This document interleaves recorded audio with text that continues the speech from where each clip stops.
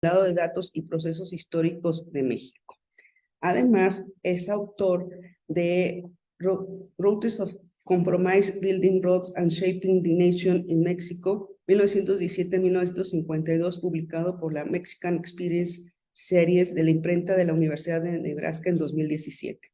Sus líneas de investigación se centran en las humanidades digitales y la historia ambiental, la historia regional de la movilidad y transporte en América del Norte y la frontera norte de México durante los siglos XIX y XX.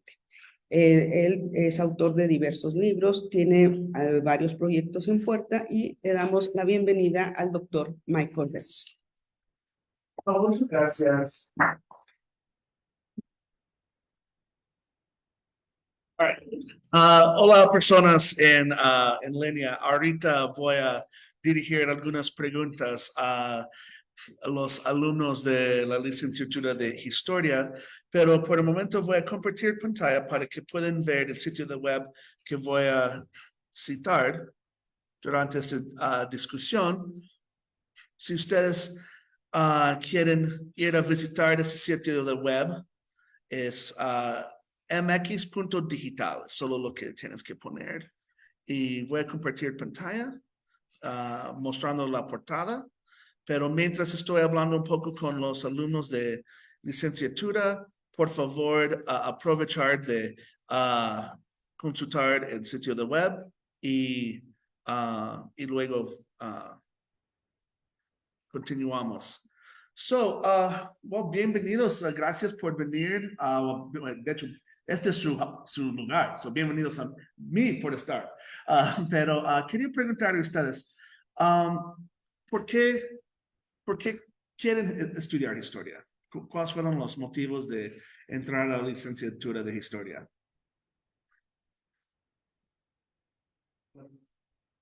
Para mí principalmente fue para adquirir más conocimiento. Yo estaba entre antropología y antropología también, pero no sé, de repente me llamó más la carrera de historia. Yo siempre dije que quería para tener más conocimiento. Ok, adquirir más conocimiento, muy bien. Adelante. Bueno, pues en mi caso es porque desde hace un tiempo la historia me había llamado la atención, pero no estaba tan ofensivo de estudiarla, sino hasta el bachillerato, y ahí tomé la decisión y sinceramente es algo que me ha enriquecido, no solo en el aspecto académico, sino también como persona, entender muchas cosas de la realidad, del pasado, que no todos son fechas, y pues en sí, es más claro la razón con Pasión para estudio del pasado, muy bien. Bueno, en mi caso es algo similar que hicieron mis compañeros, en el sentido de que, bueno, en mi experiencia siempre me ha gustado estar como aprendiendo algo nuevo, especialmente algo que tenga que ver con el pasado y sobre una cultura de un país o de una región en particular. Honestamente no sabía que existía una carrera de historia, eso fue cuando yo investigaba a partir de hacer mi vida profesional y pues en estos años que yo estudié historia, pues Ok, muy bien. ¿Cuáles son algunas etapas de la historia que les interesan, algunas regiones en estas etapas que estudian? Pues a mí me gusta más el siglo XX de México. Siglo XX de México. ¿En particular qué aspectos? Los aspectos de organización de las instituciones, no más que nada porque después de la revolución, pues es todo este organismo que se trata de organizar, que se realicen instituciones que estén de acuerdo, organizar, eliminar los caudillos, entonces, porque a mí, pues, no. Ok, interesante. Urbanización, la institucionalización de la política, muy, muy interesante. ¿Qué otras etapas y regiones o temas de interés de la historia? Me gustaría decir que pues haber estudiado historia pues no como hacían mis compañeros, pues no solamente aprender fechas, también hay otros enfoques. Estuvimos aprendiendo que no todo es llano, historia nacional, y no todo es plano. En ese sentido podemos verlo de distintas formas, tal vez la historia política, la económica, más social o cultural, la historia del trabajo, hay distintos métodos. Yo creo que también, además de épocas, también verlo desde distintas ramas. Ok, distintos ramas. Historia de Bajo es muy importante. Bien. ¿Qué más? ¿Alguien más? Un par de personas más? Oh, ok, adelante. Pero pues, igual que compañeros que gusta más el siglo XX de México, funcionario, principalmente esta creación como bueno, en periodo histórico de Maximal para la guerra, organización institucional, política, social y económica, y que pues, al final de cuentas son las bases del posterior desarrollo con que es un proyecto nacional y político. Y pues también con estas cuestiones de los líderes locales, los conflictos que van a haber, y cómo pues dentro de ese amplio panorama que podemos observar del territorio nacional, hay pequeños espacios que no sea uniformes con Okay. Excelente. Ah, well, escuchando que muchos están interesados en el siglo XX de la historia de México y mencionas la época postrevolucionaria. ¿Cuándo terminó la Revolución Mexicana? ¿Qué argumentan ustedes? Y no es necesario que todos estén de acuerdo, obviamente, esto es parte de, de lo bueno de este debate. ¿Cuándo terminó la revolución? ¿O nunca ha terminado? No, esto es broma. No. ¿Cuándo terminó? Mucha gente sí lo considera que es a partir de la Constitución de 1917, ¿no? Pero si vamos a debatir, pues ninguno de esos caudillos que firmó esto o que implantó ciertas leyes, pues siguieron plenos después de tantos años, ¿no? Los ciertos siguieron eliminando los refugiados políticos y pues incluso pues guerra santa, ¿no? Una guerra que representó que es la guerra tercera, ¿no? Entonces, de ponerse de acuerdo durante eso de que haya acabado la revolución, ¿no? Porque incluso lo vemos en el 40, ¿no? Cárdenas viene a eliminar al caudillo regional, que es el Castillo, ¿no? Y pues, si pudiéramos terminar una fecha para terminar la revolución, pues yo diría que, bueno, no, no, tal vez sería un cambio, porque debe ser que él viene a romper toda esa cuestión de, ¿no? De los líderes locales y nosotros organizamos en un movimiento, justo que no, que es el PRI. Entonces, no sé si podría decir que es a partir de la revolución, bueno, de la gobernatura de Cárdenas, o sí. Y todas las opiniones valen. So no quiero que yo, el profesor tiene la interpretación correcta. Adelante y luego a ti. Adelante. ¿Todos piensan que fue por Miguel Alemán? Okay. Miguel Alemán, el presidente empresarial de los 40. Adelante y luego. A ti. No pelean para contestar, por favor.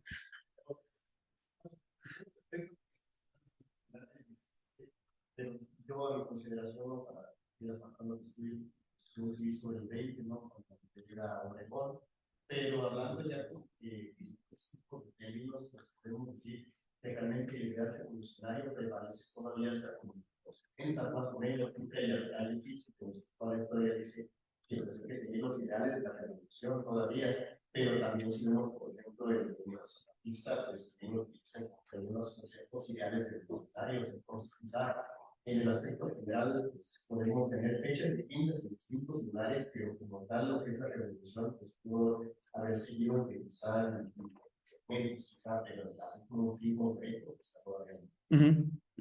Muy bien. Justamente lo que ahorita estoy trabajando para mi tesis tengo que ver el caso de Romero Jaramillo en el estado de Morelos, que es uno de los últimos alzados precisamente que viene directamente de fuerzas revolucionarias zapatistas, o sea, no es posteriormente que recuerden, como dice el compañero, las demandas revolucionarias, sino que él estuvo en la revolución y todavía estuvo levantado en armas para ir a los 50 hasta que los López Mateos pues, determina a acabar con él. Entonces yo creo que muchas demandas nunca se resolvieron y por tanto la lucha podría permanecer vigente para ya que están otros 30 años después de la revolución. Entonces, pues quizás considero que a lo mejor es algo necesario tener un término común, como dice el compañero Sebastián, en 1917, más o menos para fines de acuerdo entre los colegas, pero pues sí pienso que, bueno, la producción pues todavía tiene sus demandas en estos momentos, ya de mitad del siglo. Justamente. Ya, es decir, que las líneas de esta historia son borrosas, ¿no? Y que hay tiempo de reconstrucción, hay tiempo de transformación política, los argumentos, los discursos políticos influidos por la revolución sigue siendo muy relevante muchas décadas después. Incluso Miguel Alemán, si lees sus discursos a la Cámara de Diputados, está invocando a la revolución para justificar el desarrollo capitalista del país. Están metiendo palabras en la boca de Zapata en este sexenio. Diferentes grupos están aprovechando del legado y la larga historia de este proceso y serie de acontecimientos. Al fondo, lo que también estamos haciendo es construir narrativas. Estamos construyendo historias que van a intentar interpretar el pasado y comunicar este pasado a diferentes grupos interesados en este periodo o periodos, ¿no? Hay los argumentos históricos dirigidos a especialistas. Ustedes son jóvenes especialistas, pero ya están en este entorno académico de debatir los méritos y los buenos y los malos de diferentes aspectos del pasado. Y van a escribir y publicar artículos o capítulos de libro o libros en el futuro que van a estar dirigidos a los otros académicos en español o inglés o en otros idiomas para formar estas narrativas y estos argumentos y esas interpretaciones. Esta es una manera de hacer historia. Lo que estamos viendo con ¿cuáles son otras herramientas de narrar el pasado? ¿No? Ya los tenemos en muchos casos, la radio, la televisión, la historia pública. La idea de dirigir narrativas al público no es nada nuevo. No, hay muchos documentales famosos que han narrado la historia de la Revolución Mexicana en diferentes periodos de los últimos 40 años. Y entonces, hablar de historia digital, las humanidades digitales, hacer historia en línea, es parte de esta corriente ya en marcha. Estamos adaptando las herramientas que tenemos hoy en día para continuar ese proceso de investigar, pero y comunicar y difundir la historia. Cuando pensamos en las herramientas que tenemos hoy en día. No, ya mencioné la radio y la televisión, pero ellos son para épocas anteriores. Sí existen y sí son relevantes, pero ¿cuáles son las nuevas tecnologías que podemos utilizar para hacer investigación, para escribir o difundir narrativas, comunicar la historia entre nosotros y al público? ¿Cuáles son estas herramientas? Adelante. Principalmente sería el internet. Algunas fuentes no están disponibles, pero ahorita más que nada para discutir podría ser esta plataforma de TikTok, que creo que ahora algunos que no sean historiadores de esa historia, pues de alguna manera difunden, pero de alguna narrativa, ¿no? Creo que parece interesante. Interesante, no había pensado en TikTok, pero sí es valioso para las generaciones emergentes hoy en día. Adelante. Quizás expandir un poco TikTok y adaptar más o menos el panorama de las redes sociales, porque por ejemplo durante la pandemia exploramos mucho para de libros, los profesores que nos daba clase, nos recomendó un grupo que se llama Historia de México en PDF, pues ahí estudian muchos libros, pues también se necesitaba para tratar otros temas. Creo que también pues a veces están estas páginas como el cronista de pues se acuerdan con los libros así, pues exactamente de historia pública, pues hay por ahí, ¿no? Estas páginas de divulgación o redes sociales, sitios de web de cronistas, pero también bases de datos que llevan libros o artículos en PDF. ¿Qué otras herramientas hay para investigar, hacer historia. Cuando digo hacer historia, estoy pensando como construir narrativas y comunicar esas narrativas. ¿Cuáles son las herramientas otras?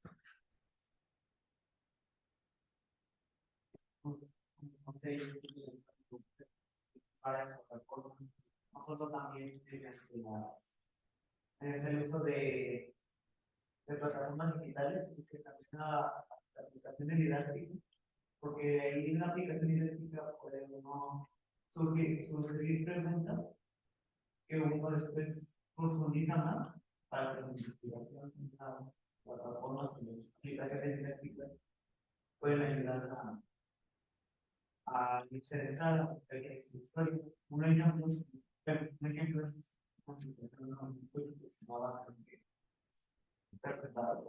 Ok. que están preguntando toda la bibliografía y uno qué pasa de esa pregunta que te hace como hablar de qué en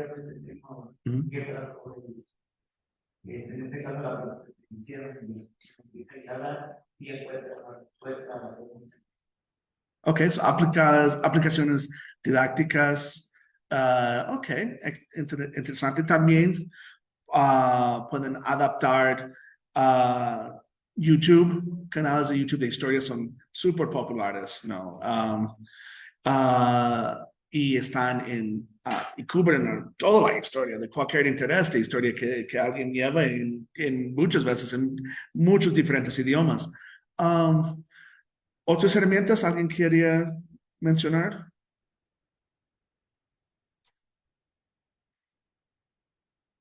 Adelante.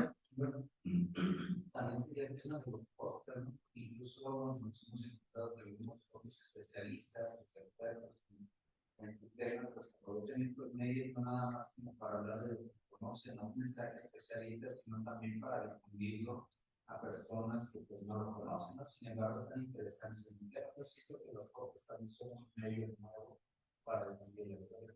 Ya, absolutamente. Creo que podcasts también son. Y de hecho, estamos reproduciendo estas tecnologías viejas, ¿no? YouTube es el sucesor a la tele y podcasts son los sucesores a la radio para nuevas generaciones o personas con su celular inteligente en Android o Apple o no creo que otros, pero y sí, ¿no? Al fondo, si regresamos, ¿qué estamos haciendo? Estamos escribiendo, viendo y escuchando, ¿no? Hay diferentes medios para comunicar esto, pero hay estos vínculos entre de las diferentes maneras de producir y consumir narrativas del pasado. También sistema de información geográfica, aplicaciones o métodos dirigidos a historiadores, entonces como georreferenciar mapas históricos para ponerlos en aplicaciones en línea para alguien puede manipular, ver el mapa, dar clic a detalles interesantes, crear aplicaciones web entre una plataforma o construir sus propias aplicaciones por Python y otros lenguajes de programación. También la creación de bases de datos para hacer visualizaciones diferentes y todo esto con la intención de nutrir la discusión histórica. Quiero compartir algunos de los trabajos que yo he hecho con mis equipos en el proyecto de MX Digital. Si tienen tu celular o tu tableta, si vas a mx.digital, sin www, puedes abrir ese sitio de web mientras estoy hablando. Pero en los últimos años tuvimos un apoyo de NEHI Econosid para elaborar una plataforma para las estadísticas históricas de México. Y lo que queríamos hacer con esto era bajar la barrera del acceso a estos datos para que alguien en 3 clics pueda llegar a la información que quiere saber, con la intención de apoyar a las investigaciones. Si hacemos clic a la liga para elaborar el banco de datos, esto es un banco de información con un acervo histórico en el CIDE donde trabajo yo y que tiene todos los capítulos de las estadísticas históricas de México. Antes, la mejor manera de acceder a esta información fue a través de PDF o por algunas aplicaciones de Excel de alrededor de 2000. Y si hagas clic a un capítulo, puedes encontrar diferentes temas con metadatos, las personas que elaboraron estos datos y los archivos en diferentes formatos. Y la intención con esto, ponerlo en diferentes formatos, era para facilitar su uso dependiendo qué aplicación la persona está utilizando. Claro, Excel es casi universal, pero no todos utilizan Excel. Y para eso, si alguien prefiere CSV o si está trabajando con sistema de información geográfica, es más fácil usar CSV. Entonces, tener diferentes formas de guardar la información facilita su uso. Y lo que también queríamos hacer era hacer muy fácil la organización de esta información. So, por ejemplo, voy a hacer una búsqueda de palabras claves, San Luis Potosí. Hago clic. Tenemos unas cuadras. Aquí voy a abrir la opción de población. Y voy a abrir la opción de... Es más grande, va a tardar un segundo en abrir, pero quería enseñarles el formato de cómo guardamos el dato.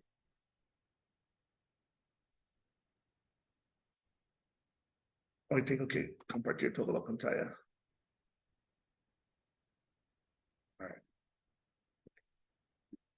So, si encuentras los PDFs de las estadísticas históricas de México o algunas tablas en formatos arcaicos,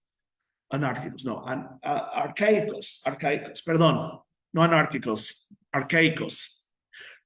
Perdón, me falta otra taza de café, necesito más café. La información está organizada como lo vemos en la página imprenta. Pero para una aplicación hay mucho ruido. Y si subimos una tabla formateada como si fuera página imprenta, no va a funcionar si lo queremos visualizar en Tableau o en otra aplicación. Entonces hay que limpiar y simplificar los datos. Entonces, aquí tenemos un archivo sobre cambios de población de San Luis Potosí, 1829 hasta 1995, ya guardado en el título. So esto, primero, los usuarios pueden identificar rápidamente qué archivo es, pero también podemos organizarlo dentro de una aplicación fácilmente. Y cada variable tiene su propia columna con los valores. So, año y población. Y si hay fuentes en si hay observaciones adicionales, lo metimos en un oficio adicional que se llama metadatos. Son los metadatos de donde viene el archivo, observaciones adicionales.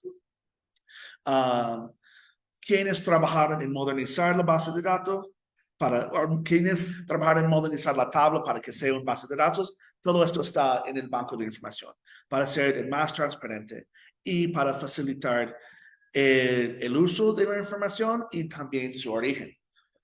So, regresando, esto es el sitio más dirigido a especialistas. El objetivo con el banco de información era poner las estadísticas históricas de México lo más fácil, bajar la barrera de acceso, lo más posible para historiadores, para el uso.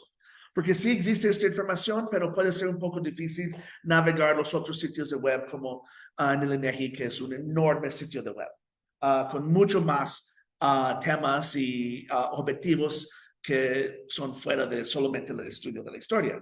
So, este banco de información es principalmente dirigido a historiadores, pero también queríamos trabajar en aplicaciones que pueden servir historiadores, pero también estar dirigidos al público o personas como, los nerds del pasado, ¿no? So, aquí tenemos algunas visualizaciones en Tableau. Y Tableau no es software de uso libre, open source, pero lleva cuentas gratis. Y para nosotros, el grupo de MX y tal, queríamos usar cualquier aplicación que nos ayude en transmitir la información, que es open source o gratis para usar. So, no queremos intentar reconstruir la rueda si hay una herramienta que existe, aun si pertenece a una empresa privada maldita como Microsoft, ¿no? Si podemos usar Excel o Story Maps Nesri y es gratis y abierto al público, ok, lo usamos. Pero con también al fondo de la cabeza que tal vez en el futuro hay que buscar otras alternativas y platicamos de esto en un momento. So, estos son algunas de las visualizaciones que hicimos basados en esas bases de datos simplificadas para subirlo a una aplicación para transmitir la información. So, aquí, industrias manufactureras, estadísticas históricas de México, y ya podemos ver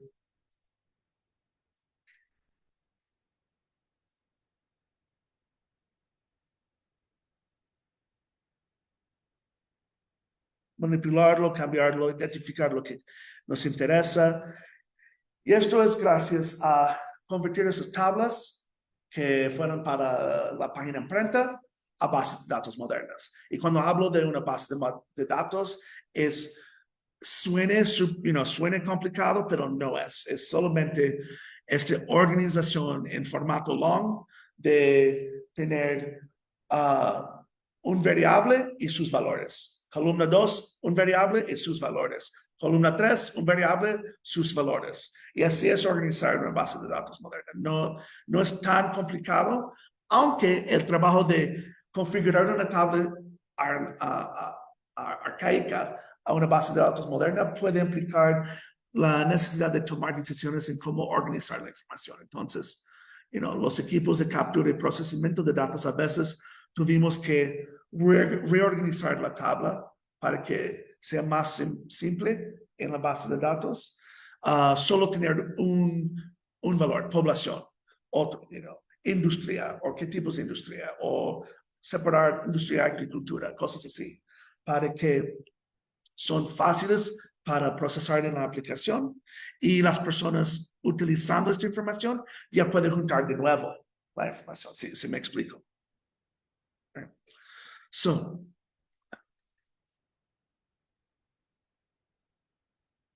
Tableau es, como mencionaba, una aplicación propietaria de una empresa privada, pero con acceso académico, acceso público gratuito. So, si un grupo de historiadores está buscando mostrar sus datos, Tableau es una buena opción, especialmente si no estás buscando fines lucrativos. Estamos, incentivados para el amor a la historia, no para ganar, no aprovechar de dinero sobre el pasado. So, esta es una vía. Otra cosa que queríamos hacer y mostrar que es posible hacer es construir una aplicación web progresista.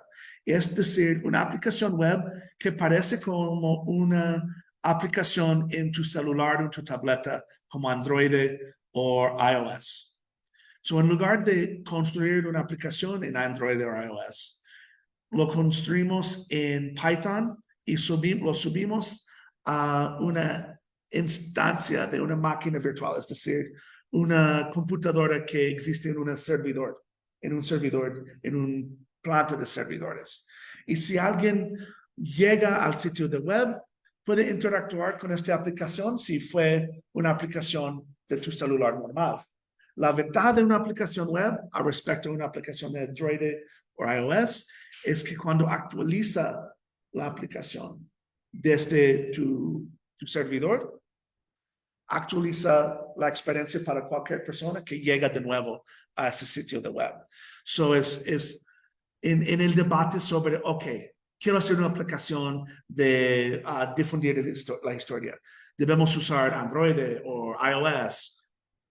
Tal vez la mejor opción es una aplicación web progresista que funciona como los que vimos, pero que vive en línea, que es nativo en línea. So, esta es aplicación web ArchivoMex. La razón por qué digo que es versión alfa, porque fue en los 2 años que trabajamos en elaborar esta aplicación, fue más que nada una prueba de piloto que un producto final. So, hay errores de dedo, algunas de las bibliotecas no funcionan, pero la idea era mostrar que sí es posible y que con apoyo adicional podemos continuar trabajando en esto. So,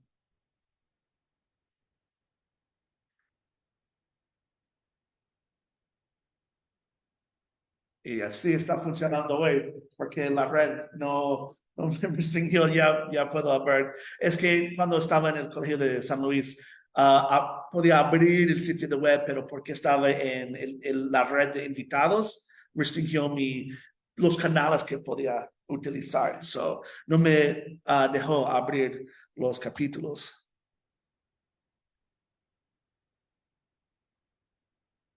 Hay que limpiar esto, ponerlo más bonito. Por ejemplo, sí.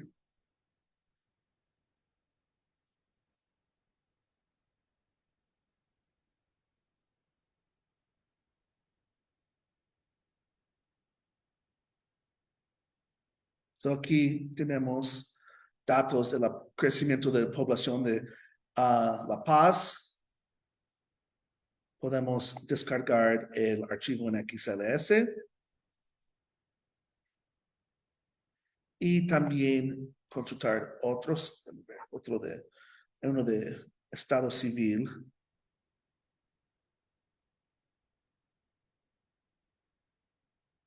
Estado civil de la población a lo largo de 100 años, quitando el total. Podemos ya comparar diferentes estados civil de la población, también cambiar las columnas y descargar la información. Esta aplicación funciona muy bien en tableta y lo que me encanta es puedes tener a mano todas las estadísticas históricas que hicimos en el banco de información, pero ahora a través de una aplicación de web que es más rápido. No es igual como el banco de información, que es muy estandarizado, muy formal en la organización de la información con los metadatos. La idea aquí era ya empezar a hacer esta transición de un sitio dirigido específicamente a investigadores, a una aplicación que puede interesar a personas que ya quieren ver datos del pasado, pero también a personas que, yo me gusta imaginar que genial hubiera sido tener este tipo de aplicación a mano escribiendo mi tesis, ¿no?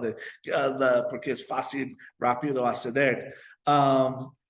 Y esta aplicación no fue elaborada por una empresa grande, fue un equipo de programadores de licenciatura que estaban hambres para trabajar en un proyecto digital y parte del trabajo fue como aprender nuestros idiomas. So, los programadores aprendiendo lo que necesitan los historiadores y los historiadores hablando con los programadores para decir, well, esto está funcionando, eso no queda claro, ¿cómo funciona esto? ¿Cómo podemos mejorar este aspecto? Y tener este contacto, esta colaboración, también amplia las oportunidades de entender otros campos de estudio. So, cuando yo inicié este proyecto, no sabía nada de instancias de máquinas virtuales y cómo montar una aplicación escrita en Python a una máquina en Amazon Web Services.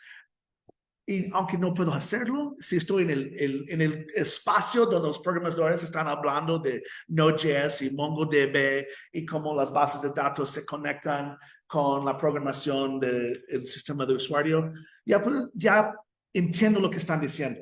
No es como otro idioma extranjero que estoy, ok, te confío, ¿no? Ya esta colaboración abrió nuevas maneras de comunicar. Y también, ellos, algunos de nuestros asistentes se fueron a SoftTech y otras empresas locales en México y en su CV incluyeron a nuestro proyecto como muestra de su trabajo. La última cosa que quería mostrar antes de ver unas otras cosas es Extractor. Y esto era un intento de ver si era posible semi-automatizar el proceso de la recolección y procesamiento de las estadísticas históricas, porque cuesta un montón de tiempo convertir una tabla a una base de datos. Para alguien nuevo, no entrenado en cómo hacer este trabajo, fácilmente puede costar 25 o 30 minutos en convertir una sola tabla a una base de datos. Si son más complicados, pueden costar aún más tiempo. Pero incluso para alguien ya entrenado en hacer este trabajo, haciendo trabajo manual, puede tomar 10, 15, 20 minutos. No es mucho tiempo, pero si lo multiplicamos por cientos de tablas, estamos hablando de meses de trabajo. Y si queremos imaginar un futuro donde los anuarios estadísticos de los estados mexicanos, los cientos y cientos de tomos, miles de páginas, miles y miles de tablas están digitalizadas en bases de datos, porque están en PDF, pero es difícil de usar. Si están todos en bases de datos, estamos hablando de mucho trabajo. Entonces queremos ver qué tan factible era semi-automatizar el proceso. Y lo que hicimos era construir una aplicación que está entrenado en la forma numérica de los dígitos en las tablas y la forma de las márgenes de las tablas en los PDFs. Y lo que encontramos fue necesario adaptar la aplicación, el algoritmo, que es un algoritmo, adaptarlo basado en qué época de publicaciones. El algoritmo entrenado en los PDFs de las estadísticas históricas de México, publicado en 2014, funciona excelente. Un asistente que podía procesar una tabla allá costando 15 minutos, podía procesar usando Extractor la misma tabla en menos de 2 minutos. Lo que implicaba era checar las columnas para ver que no habían errores con 6 y 9, que es dos dígitos que los algoritmos se equivocan, y luego añadir las cabezas de los variables y guardar el archivo. Este fue el trabajo del ser humano, estos 3 pasos. Pero en lugar de tener que ver cada número, fue mucho más rápido el proceso. Entonces, empezamos a jugar con otros fondos, otras fuentes, estadísticas hospitalarias de la Secretaría de Salud de los años 70 y los anuarios estadísticos. Toda esta información está en línea. Si ustedes quieren ver más, ver las entrañas de estas aplicaciones, todo está en GitHub disponible ahorita. Pueden descargarlo, manipularlo, hacer sus propias cosas. Con ello no hay reserva de derechos de autor. Es completamente open source porque los fondos vinieron de CONACYT y INEGI, entonces es patrimonio del pueblo, es su patrimonio. Abrimos este repositorio de GitHub y aquí podemos ver. Primero pueden descargar todos los fondos y las fuentes y las explicaciones, y todo está en español. Esta es una aplicación 100% hecho por equipos de programadores mexicanos. Okay. Solo el gringo apoyando en dirigir los equipos. Si vamos, esto es la aplicación principal de Extractor para los PDFs de 2014. Identificas la página de la tabla y la orden que aparece en la tabla en la página. Si es la primera tabla o la segunda tabla. Y con esto el sistema puede identificar lo que está viendo en la página. Y luego estos no se cambian. Pongas tu nombre de archivo. Va a extraer los datos y va a sacar datos de esta página imprenta. Y eso es lo que vamos a encontrar. La tasa de error era menos de 3%. So, es súper correcto. Obviamente, los PDFs de 2014 son muy limpios, muy fáciles. Las líneas son muy bien hechas. El sistema podía identificarlo. So, no gastamos mucho tiempo en entrenar el algoritmo. Si bajamos, podemos ver ya. Ahora estamos usando un texto histórico escaneado en PDF y convertido en PDF. Esto es un cuaderno de las estadísticas de hospitales de la Secretaría de Salud, publicado en los 70s, y alguien en el futuro escaneó a PDF este documento. Y estamos intentando extraer los datos en PDF y ponerlo en base de datos en una tabla moderna. Y aquí vemos unos errores que para nosotros no son difíciles, pero esta línea no es recta, ¿no? Esto va a confundir un sistema de reconocimiento de datos o de caracteres. También, cómo está organizada esta información. Hay que guiar. Los algoritmos son como niños. Hay que guiarlos, enseñarlos en cómo identificar los caracteres. Y aquí vemos el sistema reproduciendo los datos. También la tasa de error era menos de 4 o 5%. Estamos hablando de ya entrenado en los datos y estoy hablando de procesar unas veces la información y decir al sistema, este es un 6, este es un 5, este es un 7, este es un 9. Rápidamente se configura para ya capturar correctamente. Es solo que si cambiamos a otro tomo, hay que entrenarlo de nuevo, porque los caracteres se ven diferentes por el tipo de texto y el formato de la información. Este es un cuaderno de las estadísticas históricas de México, publicado en los 70s, escaneado a PDF en el futuro. Ya, eso es algo que descargamos del INEGI. Y aquí estamos viendo cómo aislar los números, los caracteres numéricos. Y vemos, por eso hay que tener el trabajo del ser humano en esta obra, es en lugar de copiar de tabla a base de datos y hacerlo manual, es decir al sistema, esto es correcto, esto no es correcto. Eso es como un control. Y ya aislando todos los números y las diferentes maneras que un 5 viene, ¿no?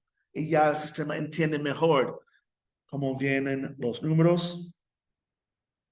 Y ya pueden extraer los datos. Hay aplicaciones que ya existen que hacen este trabajo. Uno de los más famosos es Extractable. El reto con Extractable es que no es gratis. Te permite procesar algunas páginas, pero luego si quieres procesar muchas páginas, te van a cobrar unos centavos por cada página. Si estamos hablando de 100 o 1000 páginas, el proceso de extraer va a ser más costoso. Y centavos en dólares, no centavos en pesos. So, el cambio ya es, no cobran en pesos esta aplicación, pero es una aplicación muy conocida. Otra aplicación conocida es Layout Parser, que fue elaborada por una profesora, Melissa Dell, de Harvard. La diferencia a esto, a lo que hizo ella, es Layout Parser identifica categorías de texto. En el caso de Extractor, es diseñado extraer números, valores numéricos y convertirlos a tablas para nuevas bases de datos. So, esta es la diferencia. En el caso de Extractor, está diseñado para extraer números. Y números enfocados en publicaciones mexicanas. So, regresando, podemos ver, esto es el sueño. Funcionó como prueba de piloto, pero lo que queríamos hacer es un sitio de web donde nadie tiene que descargar la información, sino subir el PDF al sitio de web y tener un red neuronal, cierto tipo de algoritmo que aprende de lo que subimos, que alimentamos este algoritmo.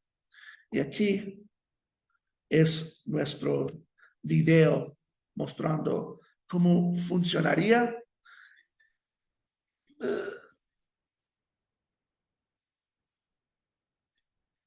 Bueno, es un poco difícil escuchar.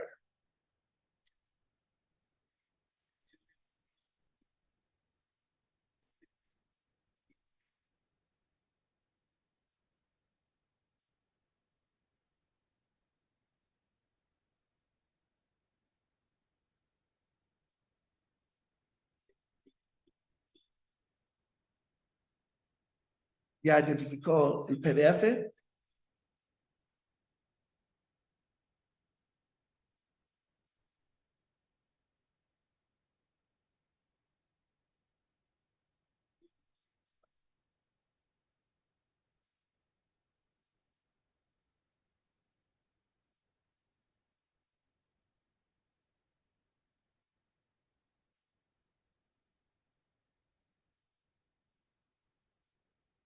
So, las columnas están identificadas.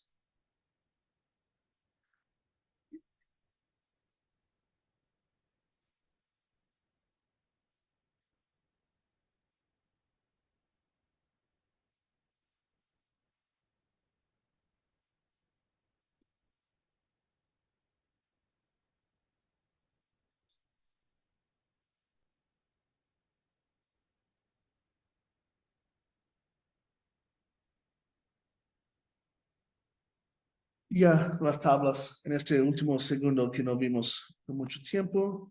Déjame ver.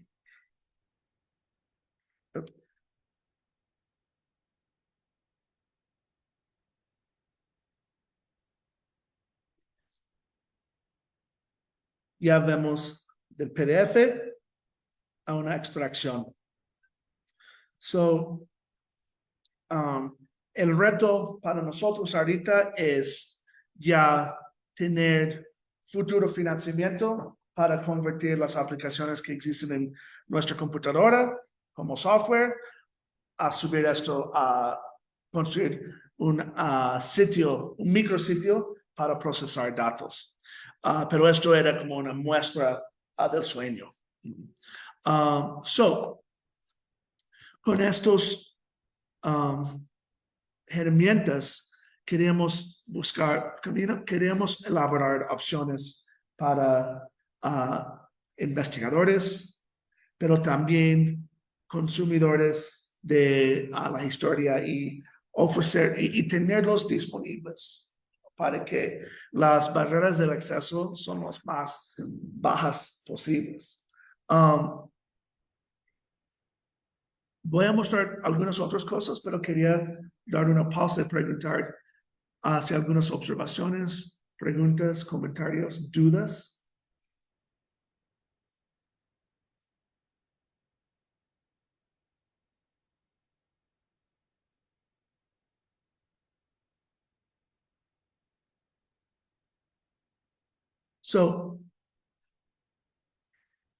Estoy mostrando la historia del equipo de Max Digital al revés, porque nuestro proyecto grande era Archivo Max, de 2019 hasta 2021. Pero iniciamos buscando cómo visualizar la historia de México. Y quería compartir algunos ejemplos de esto. No sé qué tan fácil es ver la pantalla. ¿Pueden ver la pantalla bien? No sé, mis ojos ya son, ya mis lentes son más gruesos. Pero estos son algunos ejemplos de proyectos que hicimos y que alumnos en mis clases hicieron. Ese es un ejemplo de dos detalles. La construcción de caminos a lo largo del siglo XX y luego el crecimiento de la ciudad de Aguascalientes, donde estamos basados. La información viene de un tomo de la Secretaría de Comunicaciones y Transporte. Y lo que queríamos hacer es reproducir cada etapa de los mapas de las carreteras en diapositivas de Story Maps. Lo que estamos viendo ahorita es la aplicación Story Maps, que es una aplicación hecha por SRI. Y SRI es empresa privada, dueño de Arquis, pero con la cuenta gratuita podemos usar y mostrar el trabajo sin tener que pagar para su uso.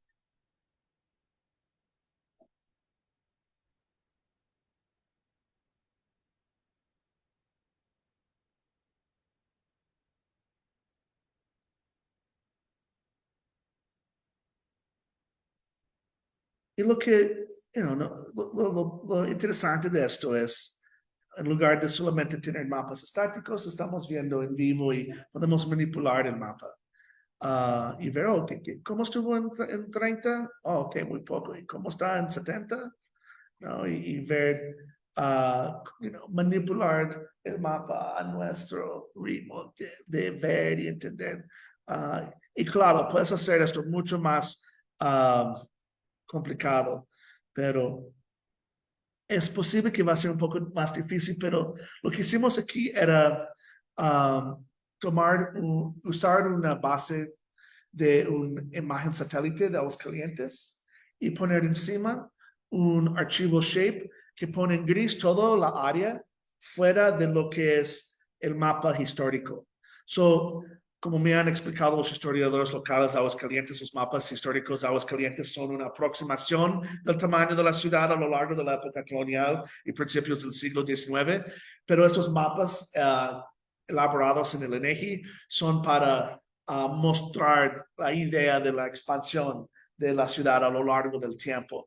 Los mapas más recientes del siglo XX, sí, de mediados del siglo IX hasta nuestros tiempos, sí, son muy confiables. Es solo que los mapas coloniales son más como una verdad emocional de la expansión de la ciudad.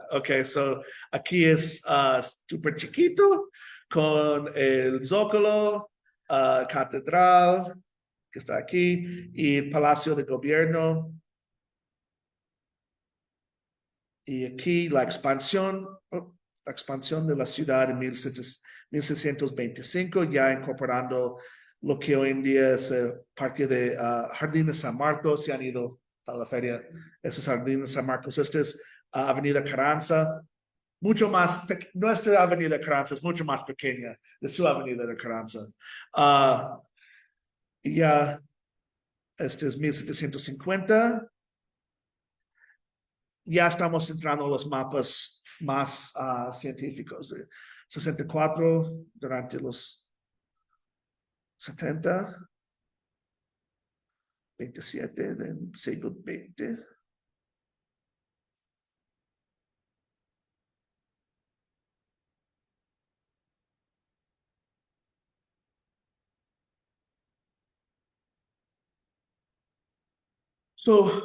En el aula con alumnos de primer semestre o de tercer semestre hablando de historia de México, historia local, historia regional, urbanización, esa es una excelente herramienta para mostrar la historia. Sin decir una sola palabra, ya están viendo ya están viendo una idea de la expansión urbana de su lugar. Y aquí al final tenemos las citas y atribución. So, esto era un ejemplo. Aquí tuvimos una colección de imágenes históricas de Aguascalientes que estaban en la línea. Descargamos las imágenes, intentamos reproducir el ángulo de las imágenes, pero de hoy en día. Luego subimos estas imágenes a QGIS, georreferenciando las imágenes encima de un mapa satélite para confundir a la aplicación. Perdón, no fue QGIS, usamos una actualización de ArcGIS en esos tiempos. Usamos ArcGIS, imágenes satélite, georreferenciamos 4 puntos de la imagen histórica y luego la imagen contemporánea. ¿Para qué? Para que el sistema de visualizar mapas, no mapas históricos, solo mapas, pensaba que estas imágenes eran mapas también, con la intención de poner uno encima del otro.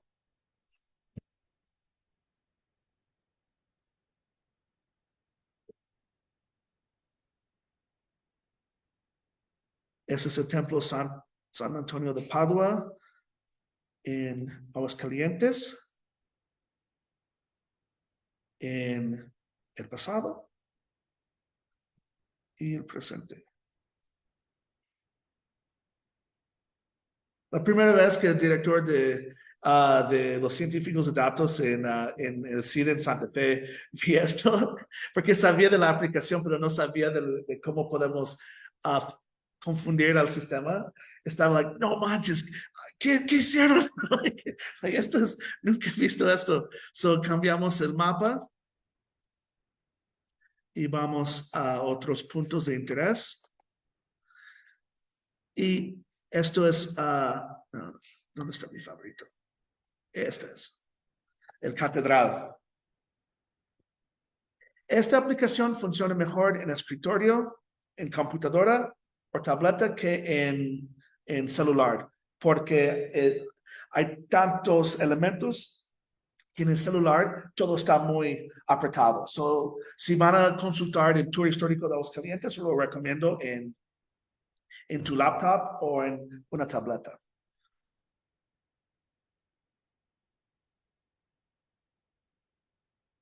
Mira el detalle de este edificio aquí y cómo está la iglesia. También rieles de tranvía.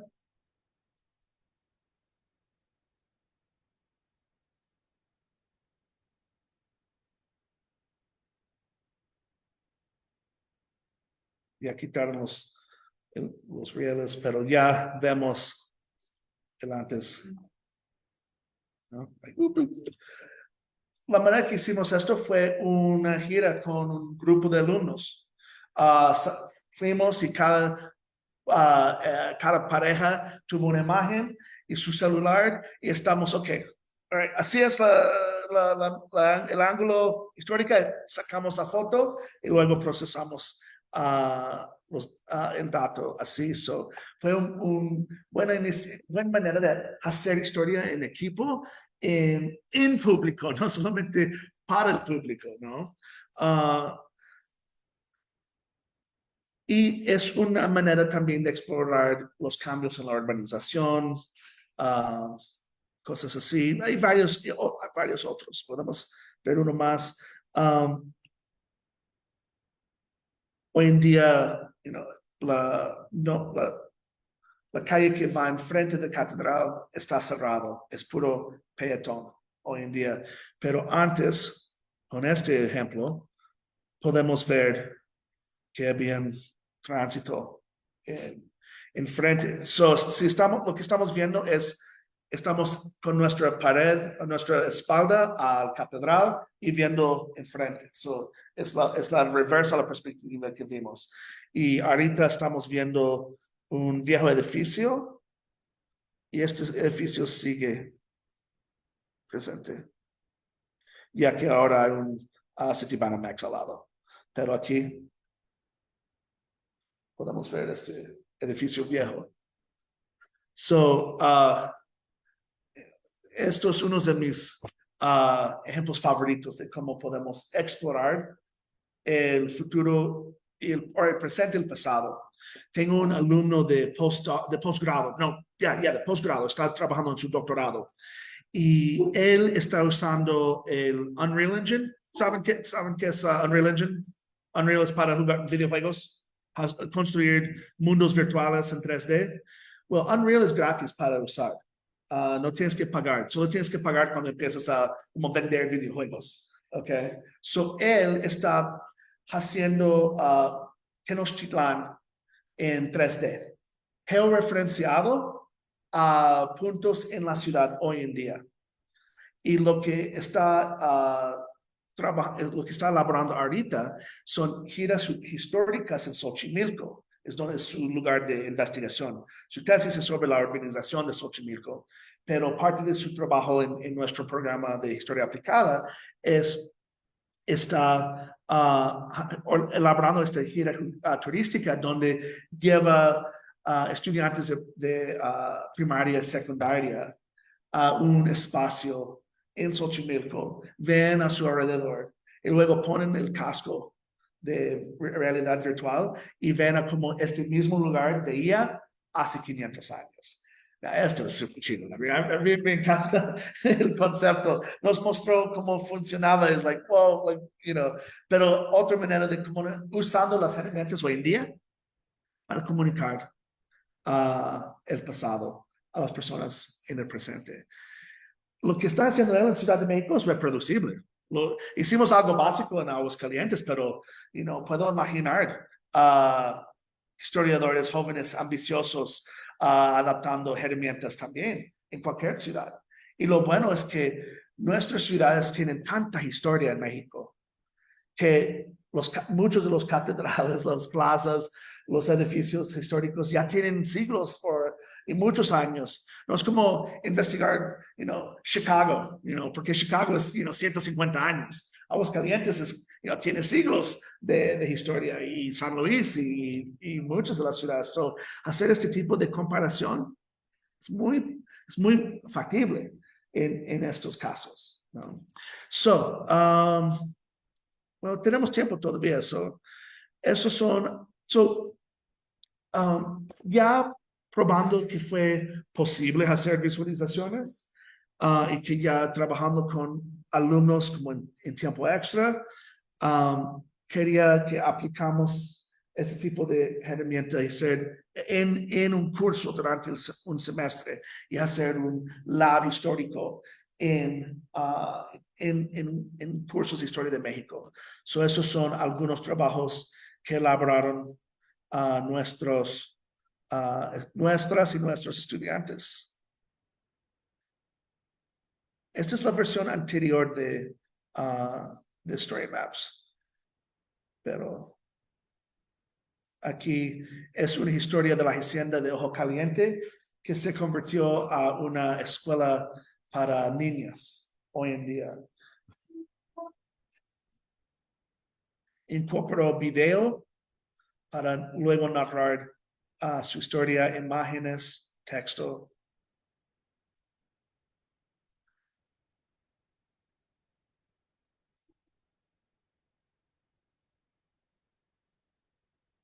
Y la idea aquí es tomar elementos de un ensayo histórico investigado y elaborado de manera tradicional y migrarlo a un software. So, en la primera etapa de la clase están investigando, buscando imágenes en el archivo histórico de la ciudad de Aguascalientes. Están elaborando un ensayo y luego tomando elementos de este ensayo y subiéndolo a Story Maps para adaptar su trabajo académico tradicional a un trabajo académico digital.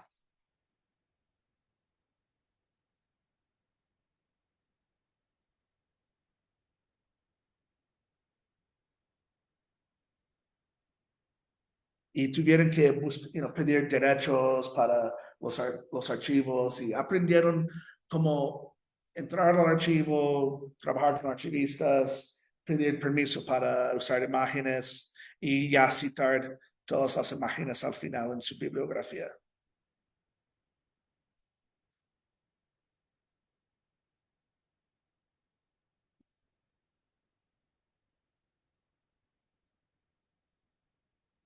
Durante mi sabático del año pasado, después de terminar Archivo Mex, me fui a sabático para ya recuperarme después de 2 años de este proyecto y estaba en la Universidad Panamericana ya en Aguascalientes y decía, bueno, voy a forzar a esos alumnos también a aprender de hacer historia hacer historia digital. Entonces hicimos un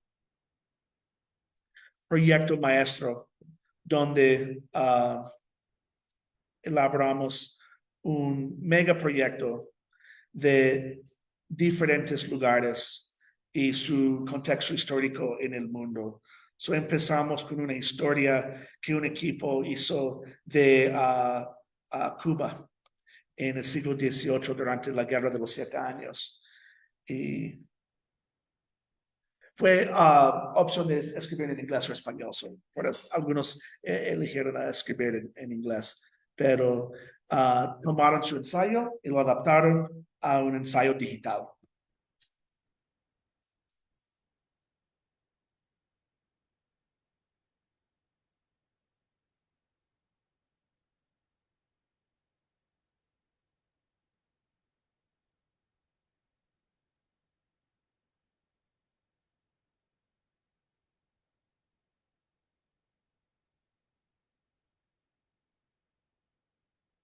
Y ya llegando al final, están citando sus fuentes.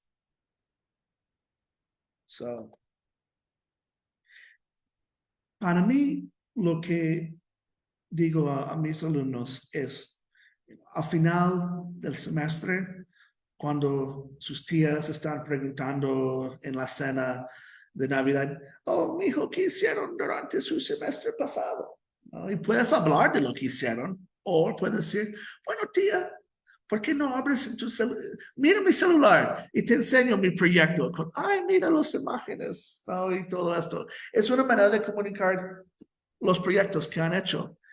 También es hacer historia y incorporar conocimiento de otros elementos. No es necesario ser experto, pero estar consciente de qué es sistema de información geográfica, saber cómo manejar las aplicaciones, se ayuda a estar en estas conversaciones multidisciplinarias. El trabajo con los programadores y los científicos de datos, ellos solos nunca hubieran hecho Archivo Mex. Fue la necesidad de combinar estas especialidades con un enfoque histórico y historiadores diciendo, esto es lo que queremos hacer y estar en una conversación multidisciplinaria que llevó a cabo esas cosas, esos proyectos. Para mí, si tienen compañeras y compañeros que trabajan en otros campos de estudio, si están pensando en cómo elaborar un proyecto que pueden comunicar, promover la historia de la ciudad, pero que incorpora diferentes disciplinas, programación, historia, manejo de datos. Esto pone al historiador en la conversación. No estamos a la orilla de la discusión, estamos metidos en la discusión. Y para los otros campos de estudio, no tienen la perspectiva profunda de estudiar el pasado, como tiene un historiador. Entonces, poder contribuir a esta perspectiva es muy relevante a estudiar las fenómenos que estamos viendo hoy en día, si es cambio climático, urbanización, inseguridad, salud pública y rastrear estos hacia el pasado, ¿no? Estos son algunos elementos. Observaciones, preguntas, dudas, algo que no queda claro.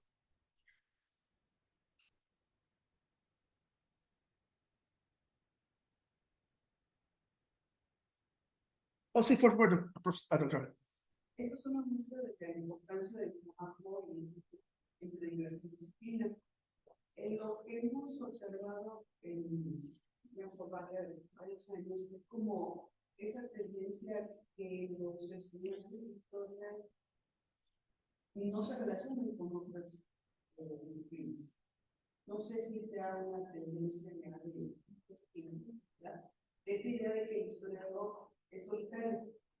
Ahorita lo que acaba de decir es que al entrar en un trabajo disciplinario, no, el historiador no se queda en la orilla, y esa imagen es muy reveladora, porque efectivamente, si uno no trabaja con otras áreas, pues no nada más queda como siempre observando, y la historia sigue quedando al margen. Y luego nos dejamos de que no incluimos pruebas académicas. Mi pregunta sería, ¿cuáles son como los principales retos a superar para poder salir o ya no quedarse en orillas sino involucrarse?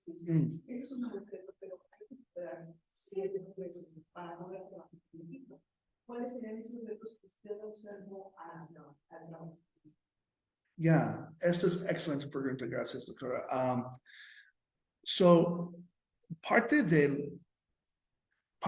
Uno de los retos importantes uno de los retos que hay que superar es la duda sobre, bueno, ¿por qué un enfoque histórico? Ya estamos estudiando educación, ya estamos estudiando la salud. ¿Por qué debemos tener un enfoque especializado para la historia? Y mi argumento es que en el caso de estudiar el pasado, necesitamos un espacio para otros historiadores y otras personas interesadas en la historia saben ir. Que sí hay micrositios para la educación y otras cosas que son importantes, pero la manera que están dirigidos es para el presente o el futuro y puede, en mi opinión, por ejemplo, si vamos al INEGI, el ejemplo del sitio de web de INEGI, tiene todo. Y allá es la página de descarga masiva, que tienen todos sus datos. Es muy difícil navegar, porque es todos los campos de estudio, todos los datos de todos los años. Y hay muchos para los años contemporáneos. Y para llegar al pasado puede ser complicado navegar. ¿Tienen experiencia navegando el sitio de web de INEGI? ¿En qué estudias? ¿Qué es tu área de historia? Pues estaba población, pero sí hay demasiada información en un espacio, entonces es difícil, porque de por sí buscas algo, pero después la cosa que ya te interesó, te quedas ahí atorado y le vas bajando y realmente, o sea, está un campo muy general. Ya puedes sobresaturar a alguien nuevo fácilmente. Entonces, tener un espacio donde, ok, voy directo a las estadísticas históricas. Y la razón por qué menciono esto es porque esto fue exactamente la primera discusión que tuvimos con nuestros colegas en ciencias de datos en el CIDE, porque ellos ya habían elaborado acervos temáticos y querían meter nuestras estadísticas, separarlas y meterlas en los acervos diferentes. Y les decía que esto va a subir la barrera de acceso para historiadores. Porque si tienen que ir y salir de cada acervo, estamos hablando de no 3 clics, de 15 clics. No, acceder a la información, alguien debe entrar al sitio de web y dentro de 3 clics llegar a información relevante para su trabajo.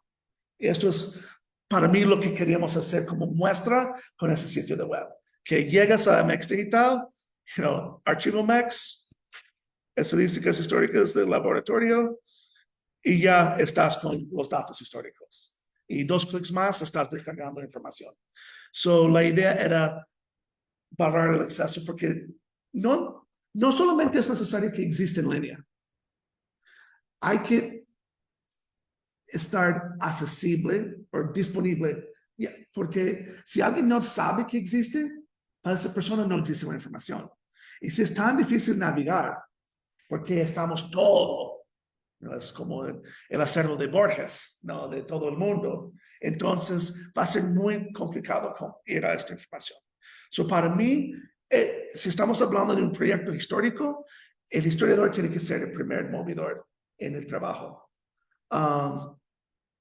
y incorporar las otras disciplinas. Entonces, hablando con personas que trabajan en programación y cosas así, yo no soy experto en estas áreas. Cuando pensamos en hacer esta aplicación web de ArchivoMex, la versión alfa, mi idea era, well, ¿por qué no hacemos una aplicación Android? Y luego mi compañera, que es profesora en ciencias de programación, me explicaba por qué este tipo de herramienta es mejor, que una aplicación web es mejor que Android. Si quieres tener alcance a más personas y tener más control sobre tu aplicación. Y luego fue necesario hablar con otras personas. Primero hay que tener conversaciones y hay que también saber que vas a entrar a conversaciones y no entender lo que están diciendo y superar la tendencia de preocuparse de no saber de qué es la aplicación, porque metiendo en el trabajo vas a aprender. Y no es necesario que no dominas, solo que entiendes, si me explico. Puedo fingir que sé cómo usar todas las Apache, montar aplicación Python a una máquina virtual en Lightsail y todas las configuraciones que necesitas, una máquina virtual con 8 GB de RAM, con memoria interna de 512 para tener suficientemente para poner las bases de datos y que las bases de datos utilizan MongoDB, que es database, base de datos y que en el frente es Python y que los dos hablan, que están en comunicación con ellos. Puedo decir todas esas cosas, pero hay que depender de otras personas que son expertos o están convirtiéndose en expertos para hacer el trabajo. Pero lo bueno es que ahora cuando estoy en el espacio, puedo preguntar, vamos a necesitar una máquina virtual con esto. Sí, vamos a necesitar estas configuraciones. Ok, voy a hablar con mi gente, ¿no? Ya puedo, ya cuando estás en el proyecto metido en esto, vas a aprender el idioma, ¿no? Estamos hablando diferentes idiomas, hablamos historia en ese espacio. Y en otras disciplinas hablan Python, ¿no? Y no es necesario ser experto de Shakespeare para hablar en inglés, ¿ok? Es para comunicarte. Eso es parte del trabajo de trabajar en un espacio multidisciplinario y hacer historia en línea.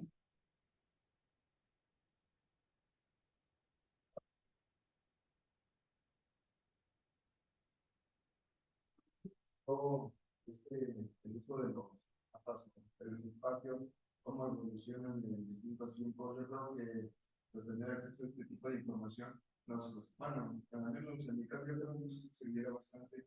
Y el acceso a la información como dicen, pues es más favorable que estar a veces lleno de Dios, no encontrar lo que uno realmente necesita. Entonces me parece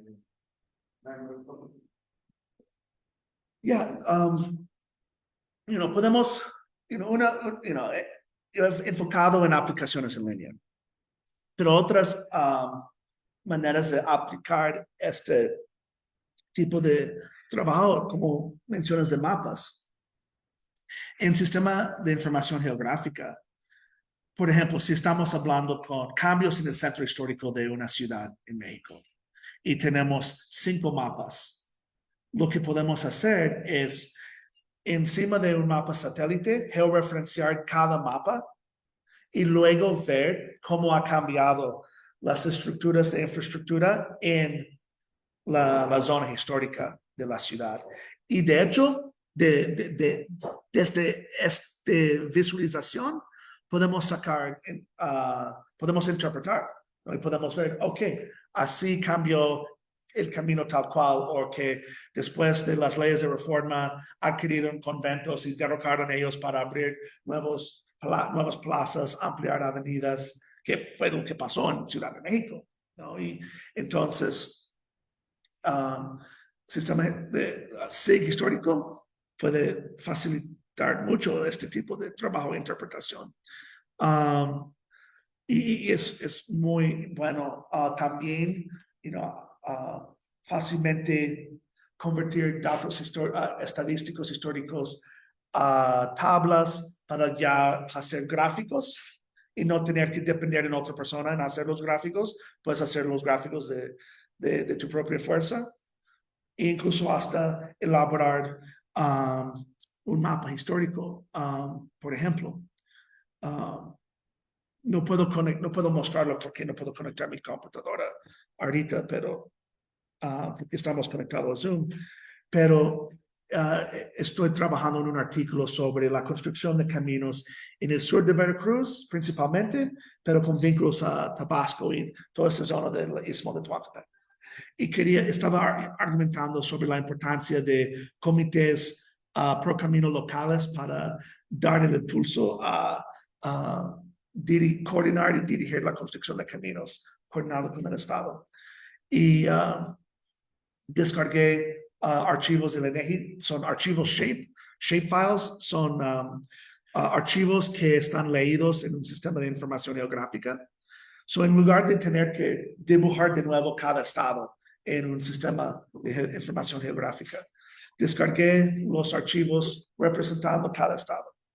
Luego, también descargué los características de agua para ver, okay, cuáles son las fuentes de agua, los ríos, todo lo que está marcando estos internos naturales, porque esto complica la construcción de caminos. Si hay muchas características de agua, hay que construir puentes, hay que considerar los suelos y todo esto.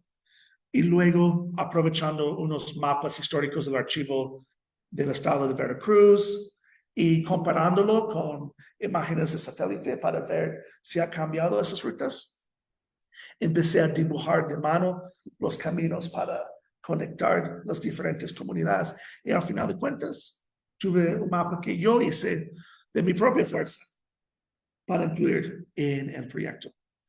Y hay que incluir visualizaciones en nuestros trabajos.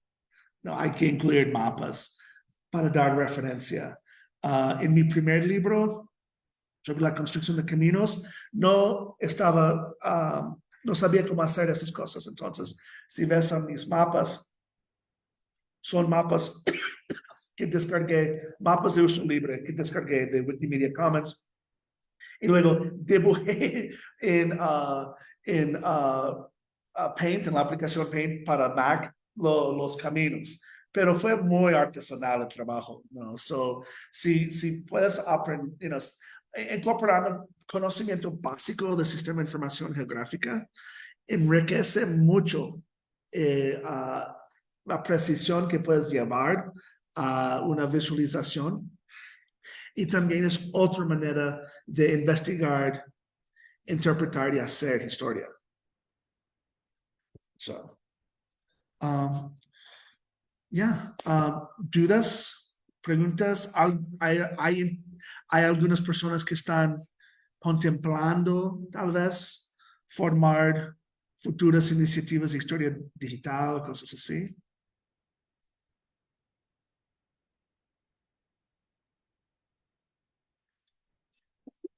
En un recién número de eStore, que es la revista histórica, la revista de la División de Historia del CIDE, fui invitado a incluir una entrada. Y en esto, básicamente, escribo cómo hacerlo. So, si quieres hacer equipos, no solamente esto es más dirigido a profesores, pero la idea de cómo formar equipos de programación, todo esto, es este artículo. Hacer historia en equipo con México Digital, un caso metodológico para las humanidades digitales, las estadísticas históricas de México. Narré toda la experiencia y como paso por paso, si un profesor o un grupo de jóvenes historiadores querían hacerlo, ese es mi formato, esa es mi sugerencia. Adelante. Pues sí, tengo una duda. Este trabajo, yo tengo entendido que usted está en la sede de Aguascalientes. Correcto. Y, por ejemplo, yo estoy interesado en maestrías de CIE de Santa Fe. ¿Se puede trabajar como...? Yeah, so CIDE tiene una estructura un poco particular. So, aunque estoy en Aguascalientes, soy parte de la división en Santa Fe. So, mi directora de división es Clara García, está en Santa Fe, y yo trabajo con alumnos y alumnas en Santa Fe. Doy cursos en línea, en Zoom o presencial cuando estoy en la ciudad. So, por ejemplo, el próximo semestre estoy dando el curso para el doctorado de métodos y praxis de historia aplicada. So, vamos a aprender varias herramientas y luego en abril voy a estar presencial para platicar con los alumnos. En el caso de la historia de la maestría de historia internacional, yo he dirigido 3 tesis y doy el curso de Historia Global del Medio Ambiente, que es un seminario que hacemos en línea, donde leemos un libro sobre la historia del medio ambiente cada semana y lo debatimos en una sesión en línea. So, estoy.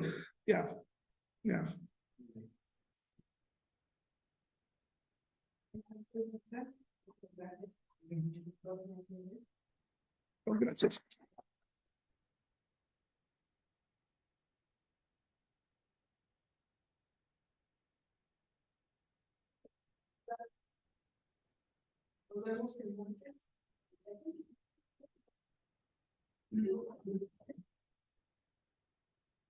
Okay, ya. Right. Huh? Okay. Ya paso la palabra. Bueno, agradecemos la presencia del doctor Michael Best y hasta aquí dejamos esta transmisión desde la Facultad de Ciencias Sociales y Humanidades en este simposio de Historia Digital. Muchas gracias y esperamos que continúen en contacto con nosotros. Gracias al Servicio de Videoconferencias del Sistema de Bibliotecas y a ustedes por su presencia. Hasta pronto.